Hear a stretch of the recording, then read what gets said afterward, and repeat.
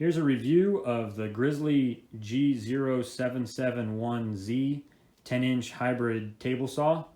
If you're not familiar with that term hybrid, this is a saw that occupies the market space between the contractor or job site saw and a larger cabinet saw. So you've got some features from each of those two categories of saw. This particular one can operate at 120 volt 20 amp circuit, which is how it comes wired from the manufacturer, or you can rewire it to a 240 volt 15 amp circuit. This has a 2 horsepower motor, a 30-inch rip capacity to the right of the blade. Saw weighs 286 pounds without the base. That's a little bit north of 300 when it comes from the manufacturer on all the shipping material. To give you a little bit of background of what this saw will be used for, may help you kind of scope what you're shopping for. I'm just a hobbyist woodworker. I don't do this for a living, so I don't have as much space or budget to put towards a saw. So that's why I arrived at this sweet spot kind of the hybrid saw. Some of my considerations were a budget of around $1,000. This one cost me about $1,300, including liftgate delivery service. I wanted to keep the size reasonable, the overall footprint of the saw, because I only have one car garage that I use, so it needs to be able to be moved around and worked around easily. And you can see while it's only a 30-inch width cut to the right of the blade, the total width of the saw top is 64 inches because of these rails that stick out. So if you're thinking about that for your shop, bear in mind that a 30-inch saw doesn't take up 30 inches of room. It's actually 31 inches front to back, 64 inches side to side. So keep that in mind for your space planning. And then I have an electrical requirement. I've only have 120 volt circuit in my garage, and I do not intend to upgrade it. So on the pro side, this 2 horsepower motor is on the stronger side for the hybrid market. There's a lot that are at 1.5 or 1 3/4. It's significantly more quiet and more powerful than what I was using on the job site saw, so that's been a plus. This does have a full cast iron top to include the wings. Some of the other saws in this market have stamped steel wings, which do not align as well necessarily or provide as stable and firm of a top. So that's a nice feature of here. The controls are very easy to operate. You have a power switch here on the left side. You have the blade elevation adjustment here. You have the blade angle adjustment there, and the blade angle indication gauge here, and then the fence and handle that locks it down there. All the wheels and pulleys all operate very smoothly. The fence operates very smoothly, very easy to use. This on-off switch has a neat little feature where it attaches here to this rail. It's not bolted into a hole, it's mounted in a track, which allows you to mount this anywhere in this area that you like. So you can get yourself standing in the right position away from the line of the blade here, and then adjust this so it's comfortable and easy to reach for your hand or your thigh to help you with your safety there and the ergonomics of operating the saw. The base down here, while not a part of the saw, this is a Grizzly base. Very easy to put together. They have 2 options. You can either build it in its entirety and then set the saw into it, or you can do like I did where you assemble half of it, tilt the saw, slide it underneath, tilt it the other way, slide the other half in, and put it together. So I was able to fully assemble this saw and put it on the base by myself, and it weighs 300 pounds, so I didn't have to lift it at any point and risk any injuries there. So that's a nice feature. The wings do have an upgraded feature to allow you to level them with the tabletop. The original model of this type, you had to use masking tape to adjust that as a shim, and now they've added some set screws, which is what this second instruction insert says. It comes with this adjustability, which allows you to make sure that this outer edge of the wing is at the same height as the table and doesn't drop down or come up, so that you know your workpiece is laying completely flat on the tabletop. So that's a nice new additional feature to this version. The assembly was very easy. Did it by myself in about 2 hours. So Not really a lot of effort. You don't need another person necessarily, and nothing terribly complicated. For the most part, the instructions were spot on, only had 1 or 2 issues. And then the final pro on here, the miter gauge is really quite nice, very sturdy, locks up tight, has these preset detents for normal miters that you might be using, and those are adjustable so you can keep them accurate over time. Moving on to the con side of the list, the negatives of the saw I've seen so far, pretty minor, but fit and finish wise, there's some areas here that weren't milled very well. There's a couple of spots that have chips in the table edge, but none of those affect the operation of the saw. The accessories aren't great on a couple of fronts. The push stick itself, I'm not crazy about the angle that it has here to be able to push, because it puts your hand in a position that doesn't easily clear the guard when it's installed and moves your knuckles a little closer to the blade. But that's minor, that's the push stick. On the guard side of things, I like how the guard itself can come up out of the way to do adjustments or calibrate the blade or whatever, but the anti-kickback paws don't have a way to lock them up and out of the way. The manual says if you don't want to use them, you have to take them off, which includes taking off this nut, a bolt, 2 washers, and 2 springs. That's a lot of stuff to get lost, and the harder you make a safety device to use, the less likely it is to get used. So I would have liked to have seen if this had a method to lock the paw up and out of the way if you didn't want to use it for a particular cut or a particular type of material.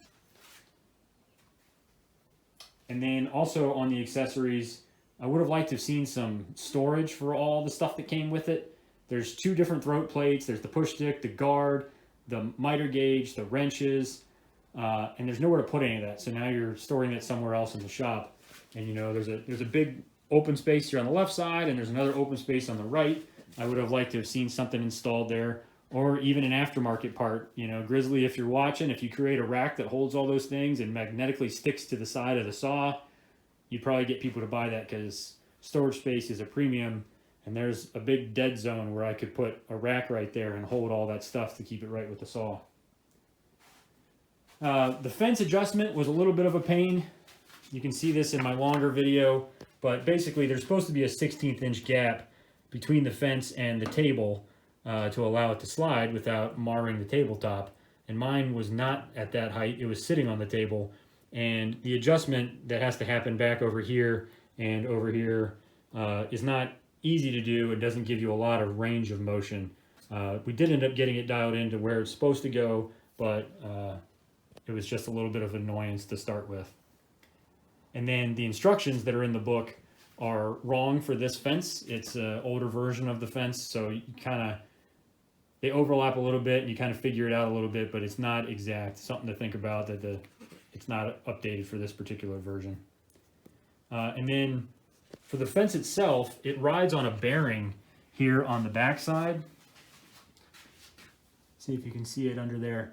And that makes this side, on the outfeed side, very smooth to travel. But on the infeed side, it rides on 2 little plastic buttons, which are under here and under here. And as a result, those plastic pieces just slide on this rail.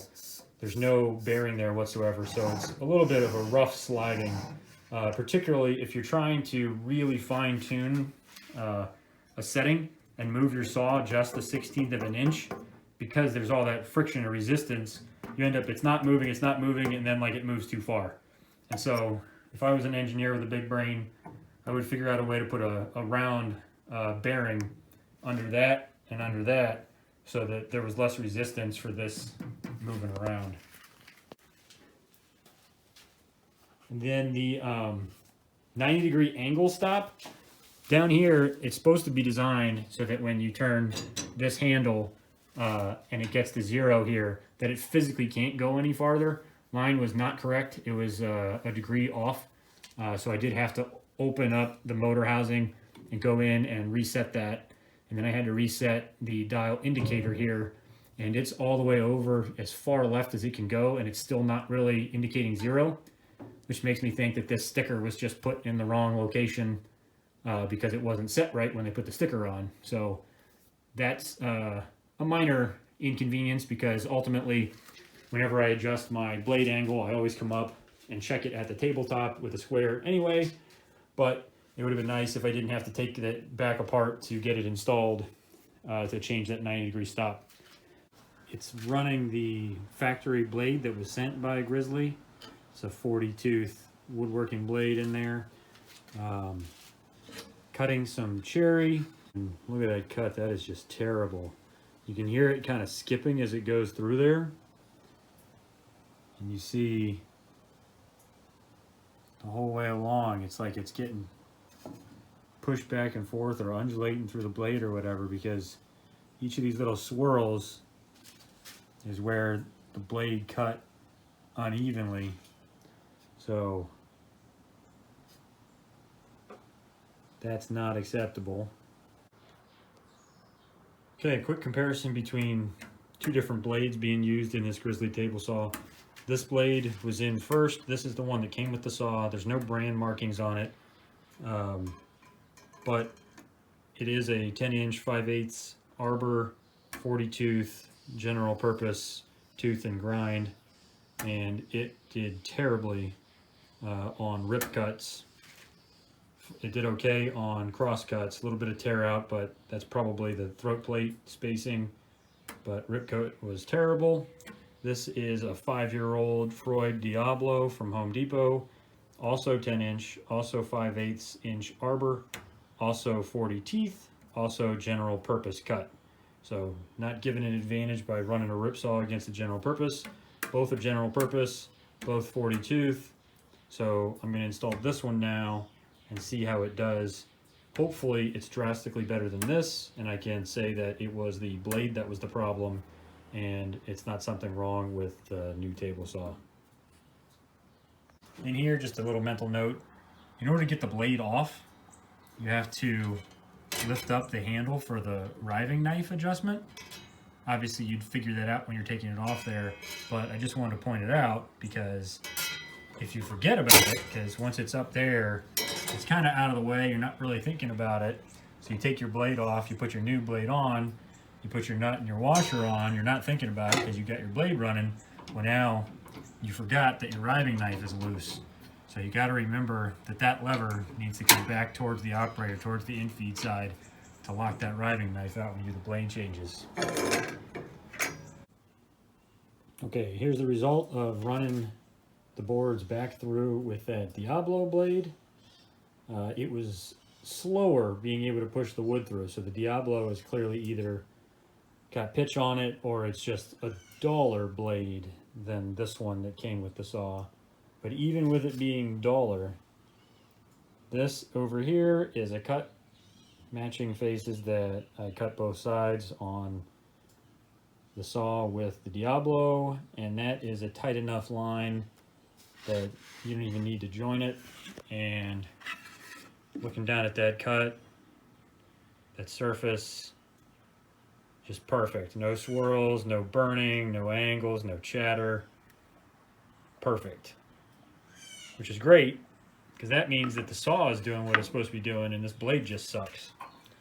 So, sorry if you like this blade. It's not personal, but this blade's going straight in the trash. And then the final thing here, the power cord that came with it for the 120 volt setup is only 6 feet long, and the instruction book says that you're not supposed to use an extension cord for regular use. And so if you don't have a drop coming down to your saw or an electrical outlet coming out of the floor, 6 feet is pretty hard to reach the wall when you've got a 64-inch fence that comes and keeps you off the wall. So it would have been nice if that was a 10-foot cord instead of a 6-foot cord to give a little bit more leeway of where that's positioned without having to use a extension cord. So that's my list of pros and cons. Now, one thing that kind of jumps out at me when you look at them side by side, most of the list of cons are accessories and small little setup details to dial things in from the factory and to really get precision out of it. Or, you know, who cares about a push stick, really? I'm going to make a wood push stick and replace it or use one of the other ones I have. So I wouldn't hold most of that list of cons against this saw. But if you look at my list of pros, those are all parts of the saw that are fundamental. The tabletop, the motor, the power switch, the arbor, those are all rock solid. So while it looks like I have even pro and con lists, when you really think about it, for what matters in the precision, the operability, and the safety of a saw, all the pros prevail, and anything that pops out as a con is either something that once it was corrected, you'll never have to deal with it again, or is minor and just an inconvenience, not an actual issue. So by and large, even though I just went through a big old list of cons, I'm very excited about this saw. I think it's going to end up being a great addition to the shop, and one that you should definitely consider if you are in the hybrid table saw market.